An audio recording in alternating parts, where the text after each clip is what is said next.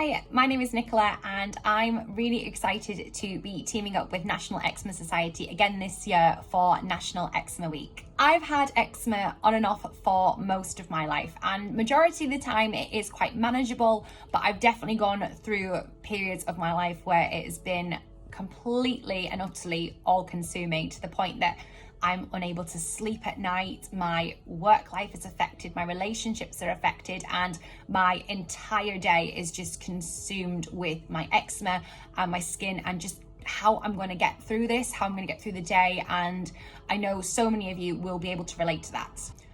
For me, my biggest trigger is stress. And again, if any of you have eczema, you will know how vicious a cycle that is to get into. You get an eczema flare and then it makes you stressed, which then makes your eczema flare again, which makes you more stressed. And it's a really, really hard cycle to get out of. Sometimes in life, you're thrown in situations which are completely out of your control. For me, I lost my dad this time last year, and it was by far the hardest, most stressful thing I've ever had to deal with. And along with my stress and my grief and everything else I was going through, my skin absolutely erupted in the process. It was feeling all of my emotions, and my grief was just literally pouring out of my skin, and I just couldn't manage it.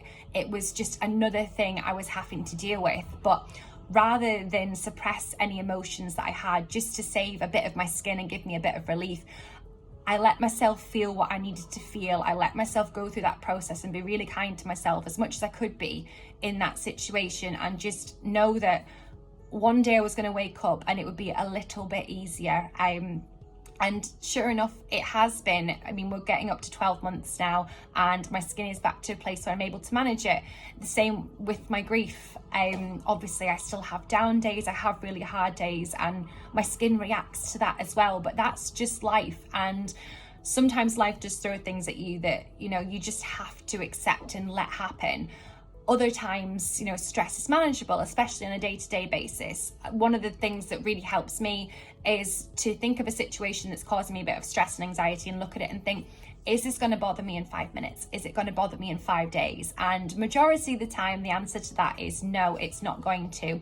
And I've really had to try hard to practice putting in that extra step before I react to something, thinking, hang on, is it worth the stress that I'm going to give myself and the reaction that my skin is going to have because of it? Because when I'm stressed, I can literally feel my skin reacting, and my eczema is mostly on my face, which is obviously a really hard place to hide. So I try really hard to make sure that I'm managing my stress levels as best as possible.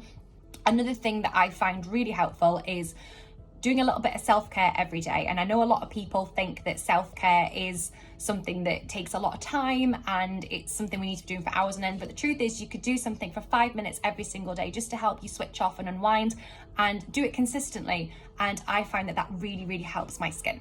If you're looking for any help or information on eczema and how to deal with your flares and to manage your day-to-day eczema, then I highly recommend heading over to National Eczema Society's website and their social media. There's people like me there that you can talk to in the comments that you can relate to and know that you're going through the exact same thing. They have amazing toolkits there that help you manage your day-to-day eczema, and they also have a free helpline. So if you're ever looking to talk to somebody, there's always somebody there, which I just think is absolutely amazing. I would absolutely love at the end of this video if you could leave a little comment below and tell me a little bit about you, about your eczema, and more importantly, if you've got any tips that you would like to share with how you deal with your eczema as well.